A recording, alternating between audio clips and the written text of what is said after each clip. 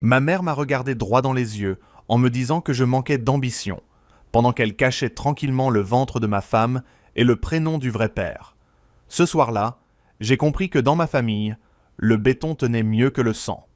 Je m'appelle Adrien Morel, 36 ans, conducteur de travaux dans l'entreprise de bâtiment de mon père à Lyon. Morel Construction, une boîte familiale qui sentait le café brûlé, les devis imprimés trop vite et les bottes pleines de poussière.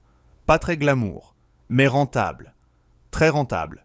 J'avais ma maison à Caluire, un pavillon rénové avec terrasse, cuisine italienne hors de prix, choisie par ma femme Elena, et un crédit quasiment plié grâce à des années à me lever à 5 heures pour parler ferraillage, plâtre et retard de livraison avec des types qui trouvaient toujours que ça passait large. Elena travaillait dans une agence d'assurance près de Pardieu, élégante, drôle, précise, le genre de femme qui rangeait les factures par couleur et qui pouvait ruiner un serveur d'un seul regard si son café arrivait tiède. Je l'aimais pour ça, pour sa façon de ne pas s'excuser d'exister.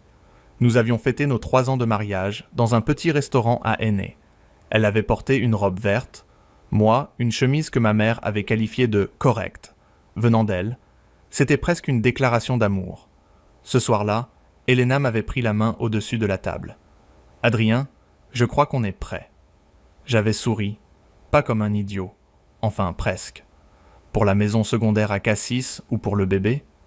Elle avait ri. Le bébé, monsieur le promoteur de parpaing. Et j'avais pensé que ma vie, pour une fois, ressemblait à un plan qui ne serait pas modifié par le client au dernier moment. Sauf que les emmerdes aiment les plans bien propres. Elles les trouvent décoratifs. 2 semaines après, mon père m'a confié un gros chantier. Réhabilitation d'un immeuble entier à Villeurbanne. Délai serré. Syndic hystérique. Copropriétaires convaincus que déplacer une gaine technique revenait à voler leur héritage. Je rentrais tard. Je repartais tôt. Je mangeais des sandwichs de boulangerie dans ma voiture. Et Elena, au début, était compréhensive. « Tu construis notre futur », disait-elle. Joli slogan, presque assez bon pour une pub de banque. Puis elle a commencé à rentrer tard aussi. Réunion, dossier urgent, collègue en arrêt, toujours des excuses propres, repassé, parfumé. Son téléphone s'est mis à vivre, face cachée sur la table, comme un député pris en faute. Elle retirait du liquide. 100 € ici, 200 là, pour les courses. Alors que nos courses passaient sur notre compte commun chez Crédit Agricole, avec la précision d'un métronome, j'ai remarqué aussi son humeur. Des silences au petit déjeuner, des nausées qu'elle attribuait au café, puis au transport, puis au stress. Pratique, le stress, ce majordome invisible qui prend tous les blâmes. Un soir, je lui ai dit doucement « Tu devrais faire un test. » Non. Elle a reposé sa tasse trop fort. « Tu vas commencer à me surveiller aussi. » J'ai levé les mains. Je m'inquiète. Elle a souri sans chaleur. « Alors inquiète-toi moins bruyamment. » C'était nouveau, cette agressivité. Elena avait du caractère, pas des barbelés. Et au milieu de tout ça, mon petit frère débarquait chez moi, comme s'il avait retrouvé les clés de Versailles, Dorian, que tout le monde appelait DK, depuis qu'il avait décidé à 22 ans qu'un surnom faisait entrepreneur. Il avait 29 ans, une barbe entretenue avec plus de sérieux que ses obligations, une place fictive dans l'entreprise, une voiture de société, une carte carburant, et la conviction profonde que le monde lui devait des applaudissements pour respirer. Ma mère, Claire, le défendait toujours.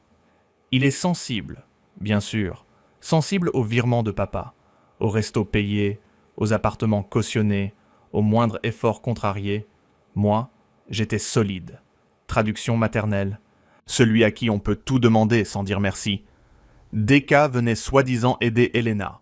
Changer une ampoule, porter un carton, réparer une poignée. Dans ma maison neuve où rien ne cassait, sauf, apparemment, la logique. Je l'ai appris par la voisine. Madame Vasseur, retraitée, rideau entrouvert et radar intégré. Votre frère est encore passé hier. Il est gentil avec votre épouse. Elle avait dit ça avec l'air innocent d'une femme qui aurait pu diriger la DGSI depuis son balcon. J'ai répondu « Oui, très familial ». Et j'ai senti une petite vis rouillée tourner dans ma poitrine. Le vendredi suivant, une réunion de chantier a été annulée à cause d'un bureau de contrôle coincé dans un TER à Ambérieux. Miracle administratif. Je suis rentré plus tôt. 17h10. Pluie fine. Portail électrique capricieux. J'ai ouvert la porte sans prévenir. Et je les ai vus. Elena et Deka sur le canapé. Trop proches. Beaucoup trop proches. Pas de scène spectaculaire. Pas de cris. Juste son genou contre le sien. Sa main à lui poser sur le coussin derrière son dos. Leurs deux téléphones retournés sur la table basse. Ils se sont écartés, comme deux adolescents, surpris par la CPE. Elena a blêmi, Deka a souri. Ce sourire de petit con qui croit que le charme remplace une explication. « Ah, t'es là ?» a-t-il lancé. Brillante analyse de situation. J'ai regardé ma femme, puis mon frère, puis les 2 tasses de thé, dont une avec du miel. Deka détestait le miel. Détail minuscule, détail magnifique, parce que les mensonges trébuchent rarement sur les grandes choses. Ils se cassent la figure sur une cuillère. Elena a dit « Il passait juste voir si ça allait ». J'ai répondu « Chez moi, visiblement, tout le monde va très bien ». Et je suis monté retirer ma veste, sans claquer la porte, sans jouer au mari blessé. Je n'avais pas encore de preuves, seulement une odeur de trahison dans mon salon. Et quand je suis redescendu, Deka était parti, mais Elena tenait son téléphone contre elle, comme si c'était un bébé. Ce soir-là, pendant qu'elle dormait dos à moi, j'ai ouvert mon ordinateur.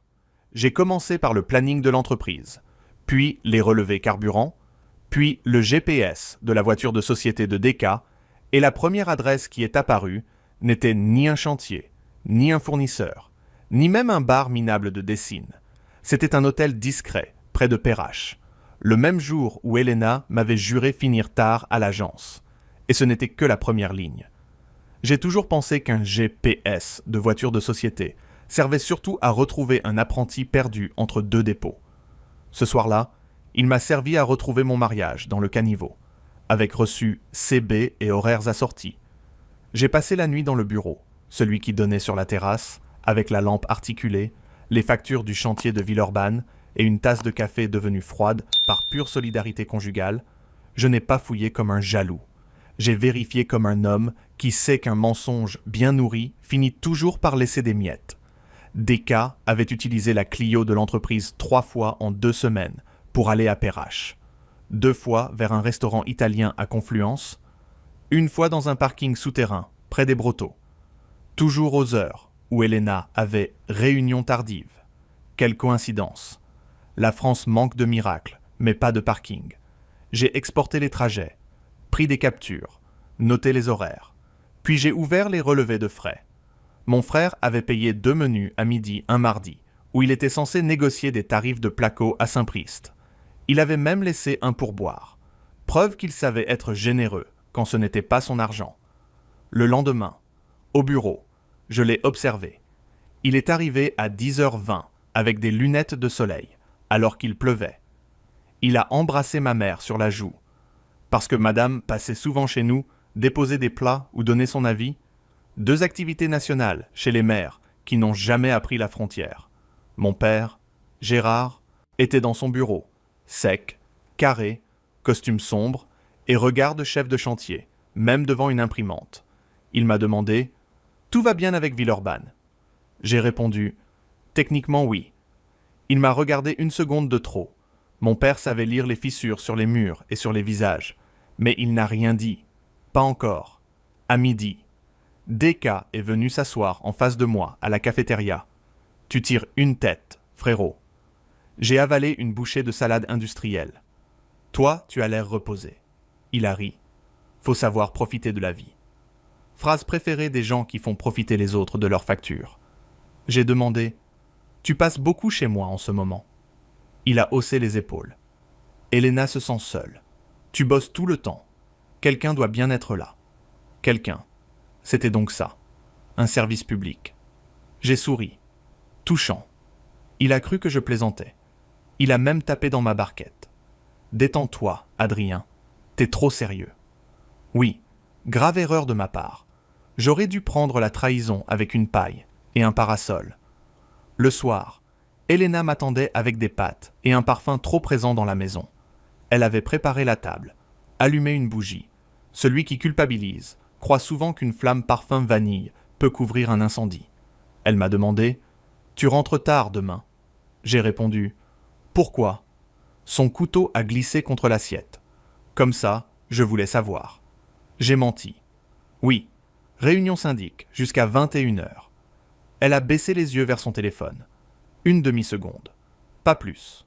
Assez pour moi. Le lendemain, je n'étais pas au syndic. J'étais garé rue de la Villette, dans ma voiture personnelle. Bonnet gris, manteau banal, le genre d'homme que personne ne remarque, sauf les contrôleurs. SNCF. Elena est sortie de l'agence à 18h14. Pas seule. DK l'attendait à l'angle. Capuche sur la tête. Bouquet ridicule dans la main. Des tulipes en novembre, évidemment. Ils ont marché vite vers la gare Pardieu. Pas pour prendre un train. Pour traverser, rejoindre un bar d'hôtel. J'ai pris des photos. Nettes, froides, sans trembler. La colère viendrait plus tard. Elle avait le bon goût d'attendre son tour. Ils se sont assis au fond. Elle lui a touché la main. Il lui a parlé tout près du visage. J'ai vu Elena rire comme elle ne riait plus avec moi depuis des mois. Pas un rire de joie, un rire de gamine qui croit voler quelque chose au monde. J'ai payé un expresso au comptoir, 4,50 € pour regarder ma femme me remplacer par mon frère. Lyon s'est facturé même les humiliations. En rentrant, j'ai trouvé un sac de pharmacie dans la poubelle de la salle de bain. Mal caché sous des cotons, pas de test visible. Seulement une boîte de vitamines grossesse. Acide folique, la notice pliée. J'ai senti ma mâchoire se fermer. Quand Elena est rentrée à 22h, elle a dit « La réunion était interminable ». J'ai répondu « Les assurances, c'est vraiment un monde dangereux ». Elle m'a fixé. « Tu te moques de moi ».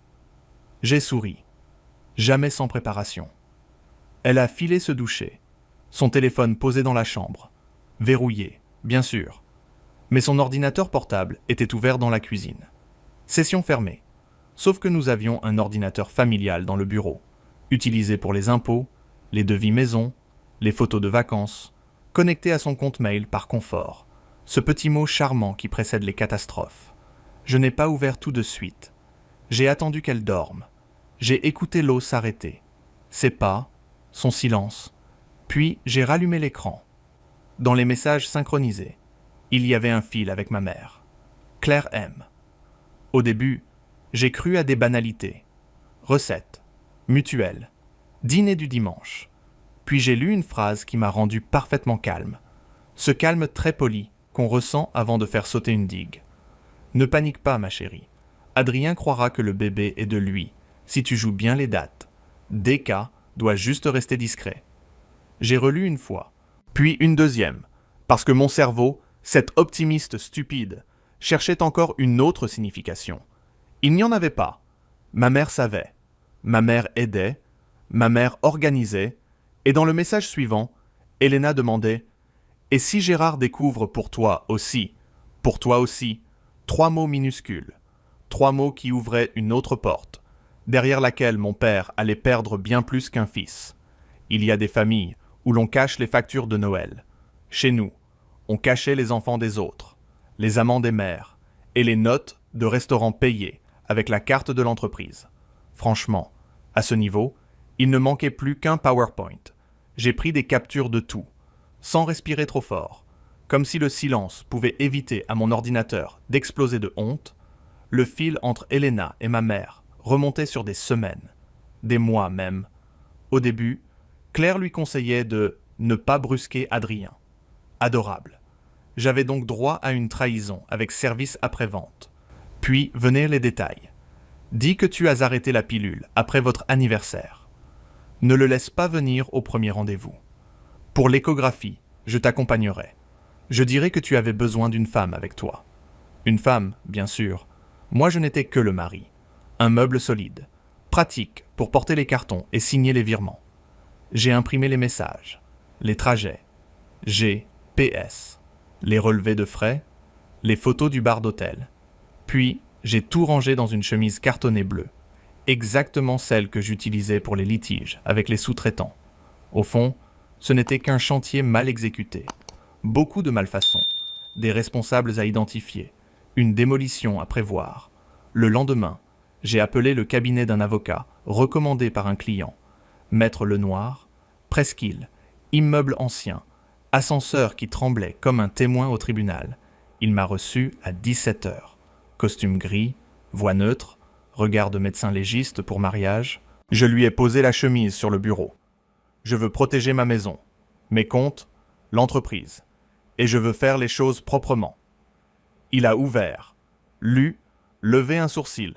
À Descas doit rester discret. Puis un deuxième, à Si Gérard découvre pour toi aussi. À la fin, il a retiré ses lunettes.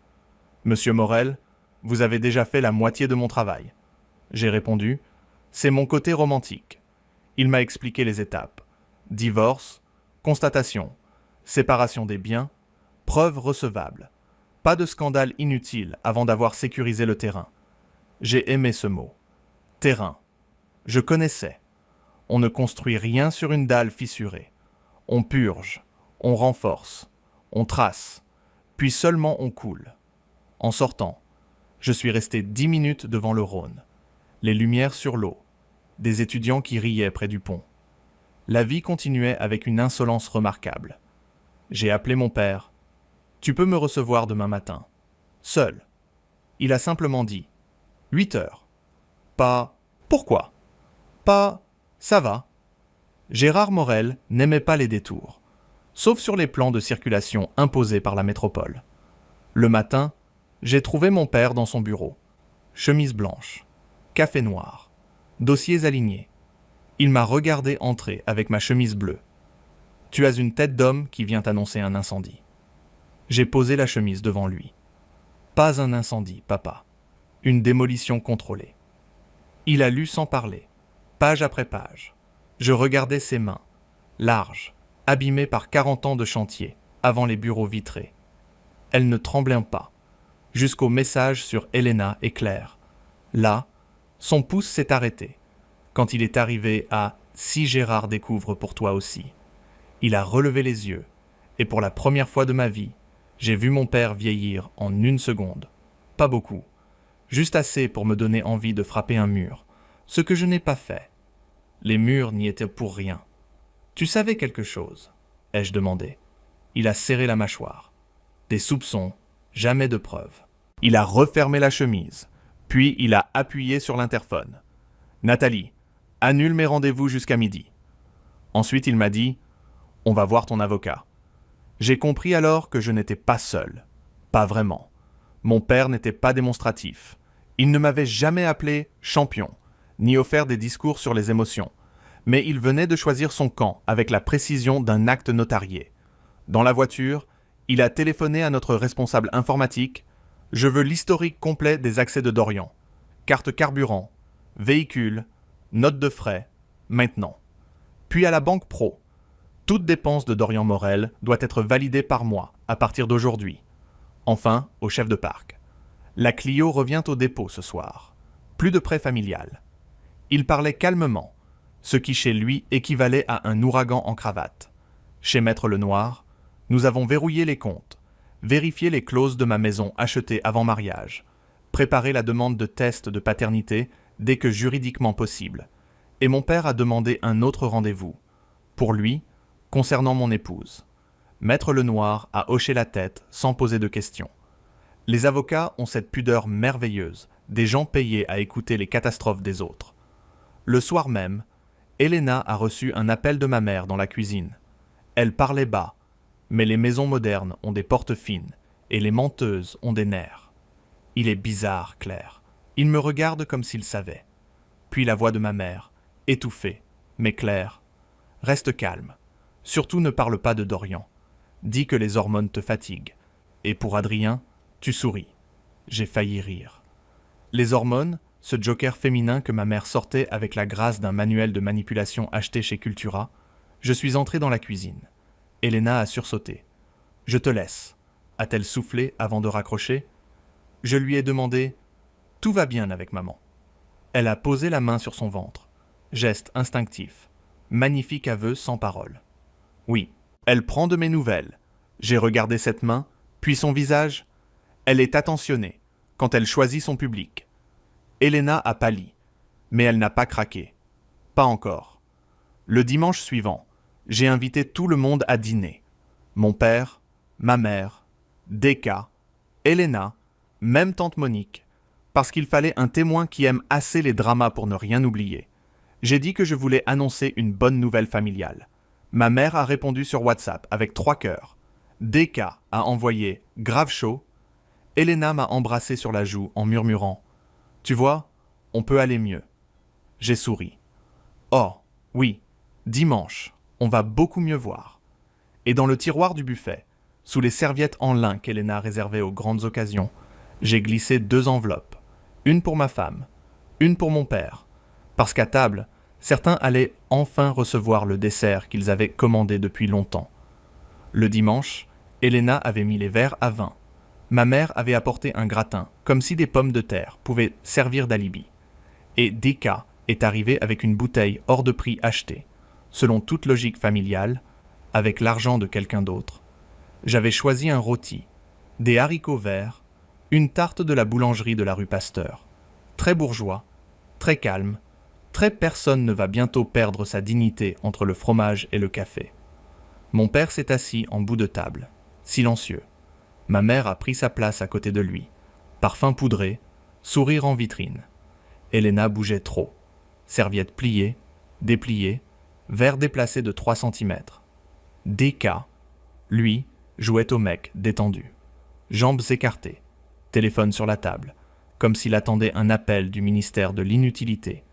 Tante Monique a regardé tout le monde et a dit « On dirait un dîner de notaire ». J'ai failli l'applaudir. Au plat principal, ma mère a levé son verre. Adrien nous a parlé d'une bonne nouvelle. Elle me fixait avec cette douceur fabriquée qu'elle réservait aux photos de famille. Elena a posé une main sur son ventre. Deka a baissé les yeux 1 seconde. Mon père n'a pas touché son verre. J'ai souri. Oui, j'ai 2 annonces. J'ai sorti la première enveloppe et je l'ai posée devant Elena. Celle-ci est pour toi. Elle a blêmi avant même de l'ouvrir. Comme quoi, le corps lit parfois plus vite que les avocats. Adrien, c'est quoi ? J'ai répondu, une conséquence. Elle a déchiré le rabat, a sorti les papiers. Ses lèvres ont tremblé. Une demande de divorce. Deka s'est redressé. T'es sérieux là ? J'ai tourné la tête vers lui. Dorian, je n'ai jamais été aussi sérieux. Ce qui doit te sembler exotique. Ma mère a claqué sa fourchette sur l'assiette. Tu humiliais ta femme devant tout le monde. J'ai sorti la seconde enveloppe et je l'ai tendue à mon père. Non, maman, je rends juste les dossiers à leur propriétaire. Mon père l'a ouverte lentement. Dedans, il y avait les copies des messages parlant d'Elena, de Deka, mais aussi les échanges où Claire évoquait un certain Marc, ancien fournisseur de matériaux, déjeuner caché, week-end chez une amie, mensonge vieux de plusieurs années. Pas besoin de détails sales. Les dates suffisaient. Les hôtels aussi, dans une famille de bâtisseurs. Les preuves font plus de bruit que les cris. Mon père a lu, puis a posé les feuilles devant lui. Claire, a-t-il dit, un seul mot. Pas fort. Mais la pièce a rétréci. Ma mère est devenue rouge. Gérard, ce n'est pas ce que tu crois. Phrase internationale des gens dont c'est exactement ce qu'on croit. Elena s'est levée. Adrien, laisse-moi expliquer. J'ai levé la main. Tu as expliqué pendant des mois, avec mon frère, avec ma mère, avec mon argent. Maintenant, repose-toi. Deka a explosé. Tu crois que t'es mieux que moi, parce que t'as la maison et le boulot. J'ai répondu. Non. Je crois que je suis mieux que toi, parce que je ne couche pas avec la femme de mon frère en demandant à maman de gérer le planning. Tante Monique a murmuré. Oh mon Dieu! Mais avec le ton d'une femme qui venait de recevoir le meilleur épisode de sa vie, ma mère s'est tournée vers moi, les yeux humides. J'ai voulu protéger la famille. J'ai eu un petit rire, sec. Tu as protégé ton préféré. Nuance. La famille. Elle, tu l'as enterrée sous ton gratin. Elena pleurait maintenant. Je ne voulais pas que ça arrive. Bien sûr, la grossesse était probablement tombée du ciel. Entre 2 tickets de parking, mon père s'est levé, très droit. Dorian, dès demain, tu n'as plus accès à l'entreprise, ni au compte, ni au véhicule. Tu rendras les clés ce soir. Deka a pâli. Enfin, une émotion sincère. La perte d'une carte carburant. Ça touche profond. Papa, tu ne peux pas me faire ça. Gérard a répondu, je viens de le faire. Puis il a regardé ma mère. Et toi, nous verrons Maître Lenoir lundi. Le silence a claqué plus fort qu'une porte. Elena s'est approchée de moi. Adrien, pense au bébé. J'ai reculé d'un pas. Justement, je vais faire les choses légalement et proprement, ce qui va beaucoup te changer. Elle a voulu attraper ma manche. Je l'ai évité, sans brutalité. Juste assez pour qu'elle comprenne que l'accès était fermé. Comme un compte pro après abus, j'ai posé un sac devant l'entrée, préparé avec ses affaires essentielles. Tu vas chez ta mère, chez ma mère, chez Dorian, chez la CAF si tu veux, mais pas ici. Ma mère a crié. Tu es cruelle. Je l'ai regardée enfin sans colère. Non, maman, je suis en retard. Elena a quitté la maison en tremblant. Deka derrière elle. Ma mère après eux. Et mon père est resté dans mon salon, les épaules basses. Quand la porte s'est refermée, il m'a dit « On n'a pas encore fini ». Il avait raison. Le lendemain, un message d'Elena m'attendait. Le test va tout changer. Pour une fois, elle disait presque la vérité. Le test ADN n'a pas changé la vérité. Il l'a juste imprimé sur papier officiel, avec un logo, une date, et cette élégance administrative française qui transforme les catastrophes en dossiers à agrafer. Quand Maître Lenoir m'a appelé, j'étais dans ma voiture, garé près d'un chantier à Vèze, un sandwich jambon-beurre sur les genoux, très grande scène de cinéma. Il a dit « Monsieur Morel, vous n'êtes pas le père biologique. » J'ai fermé les yeux une seconde. Pas de surprise. Seulement un bruit intérieur qui s'arrêtait enfin, comme une machine qu'on débranche. J'ai répondu « Merci, maître ». Puis j'ai raccroché et j'ai mangé mon sandwich. Froid. Excellent. Probablement le meilleur repas de ma séparation. Elena, elle, a moins apprécié la cuisine du réel. Sans mon nom, sans ma maison, sans mes comptes. Son plan avait perdu ses poutres porteuses. Deka avait rendu la Clio, la carte carburant, l'ordinateur, et même son badge, en râlant comme si on venait de confisquer son royaume. Mon père l'avait licencié pour faute documentée, note injustifiée, absence, usage abusif du véhicule. Tout propre, tout carré, tout ce que Dorian détestait. Ma mère a quitté la grande maison de Sainte-Foy dans un silence presque digne, sauf qu'elle a essayé de garder la cave à vin, preuve qu'on peut perdre son mariage sans perdre le sens des priorités.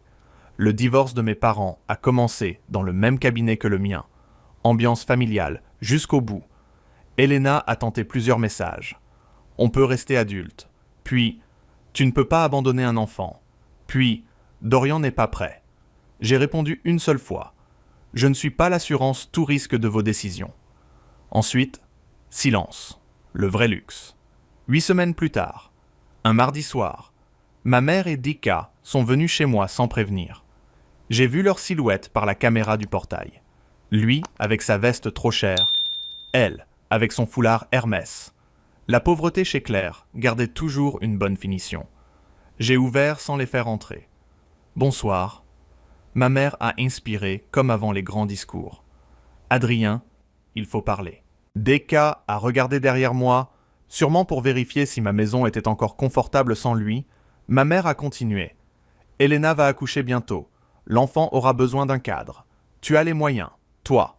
Magnifique. J'étais donc passé de mari trompé à dispositif social privé. J'ai demandé « Et Dorian ?» Mon frère a serré les dents. « Je cherche du travail. » Traduction, il attendait que quelqu'un lui en donne un, avec voiture incluse. Ma mère a posé une main sur son bras.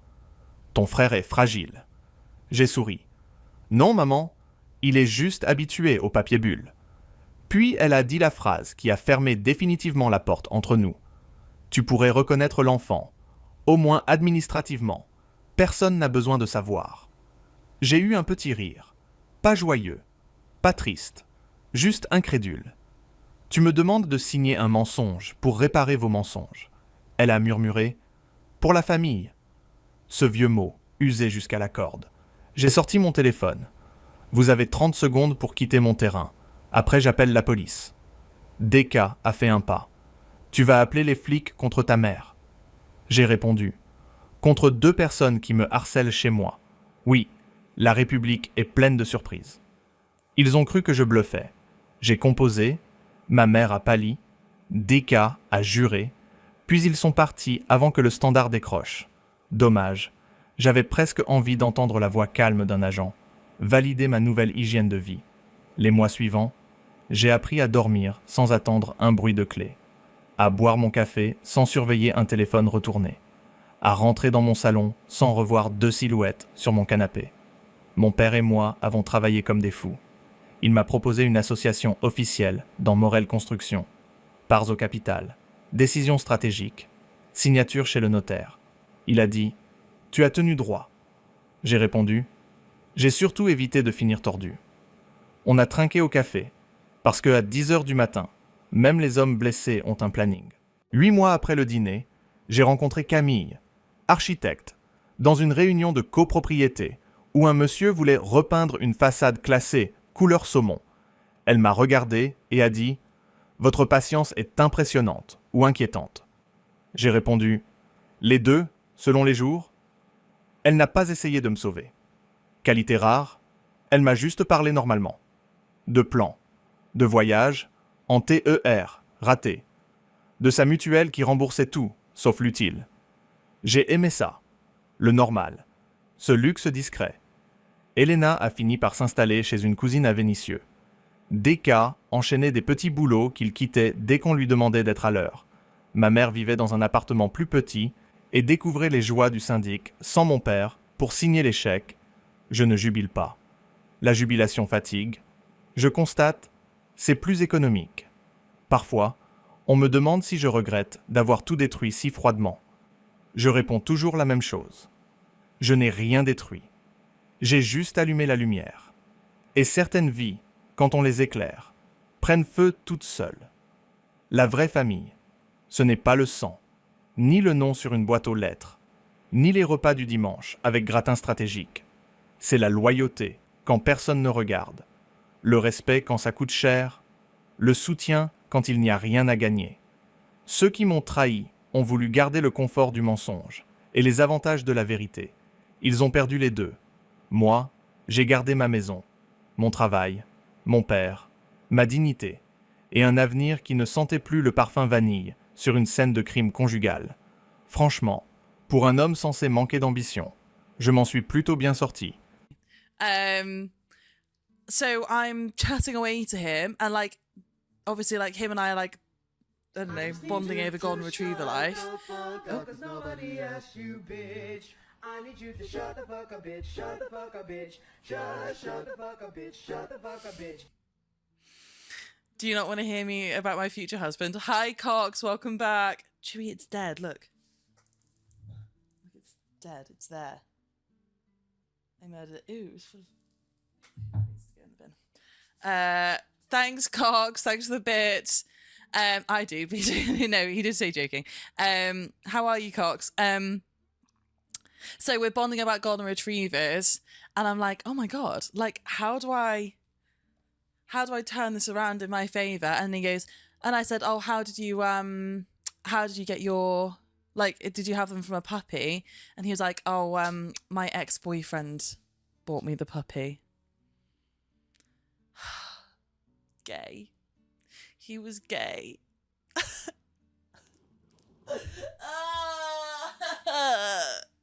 Why? Womp womp. Heartbreak. He might be bi. No, he was definitely gay. From further on the conversation. Hey, look up now. Did you double check? Yeah. Yeah. we chatted for a while. And then I realized, and then I'm only dating bi men from now on. He then went and kissed his boyfriend, so it was also taken. So I deduced gay, and then he went and kissed his boyfriend. So, and then the Curve theme tune played. Yeah, literally. Chewie, the fly is gone, baby. Out. No, come on. He keeps trying to get under my desk. Come on, you massive... Chewy, the fly is gone. Honestly, this kid... My condolences, thank you. But yeah, so sorry, that was my... and then there was a guy who kept talking to me on the train last night, and I was like, I don't want to have this conversation with you. And he just kept asking me questions about the dog, and he was really drunk, and he kept swearing, I couldn't really understand him. And he had a really strong, like, I think Warrington accent. But this was Chewy on the train home last night. Look at him. So many people giving him attention. Only a non-straight man with the emotional awareness to tell you they wanted to pet your dog because they've missed theirs. That's so true, Law. That is so true. A very specific accent, yeah. Well, it's not quite Manchester, but it's just northern. Jesus wearing glasses in the back of the photo. Jesus is dressed awfully formal for a Thursday night. I did meet a girl who's offered to pet sit Chew whenever I need. This was Chewy. So we have this thing that we do that he likes to run upstairs because I think it's easier on his joints, and I don't. So I just give him his lead. I like feed him his lead and he carries it up the stairs or down the stairs and then waits me at the top of the bottom. Look at this picture. Look at him. Look, him stood at the top of the stairs waiting for me in Piccadilly Station last night. So cute. This was him carrying his lead home last night. I took his lead off and he just like insisted on carrying it home. Right, love you guys. Let's get back to work. There's basically a button, like a scroll wheel on the bottom of it, which controls the input gain. But I don't think I can turn that off and on, which is really annoying. Hello, baby. There was a fly in the room and he's very upset about it. Oh, that's a baby right there. He had so much fun last night. Screw the mic open. Remove the wheel. Definitely flies are the worst. Chewy hates them. He has a real thing at the moment with them where he just can't cope if there's one in the room. Poor little man, yeah. Freddie hates him too, does she really? Inside your slumber.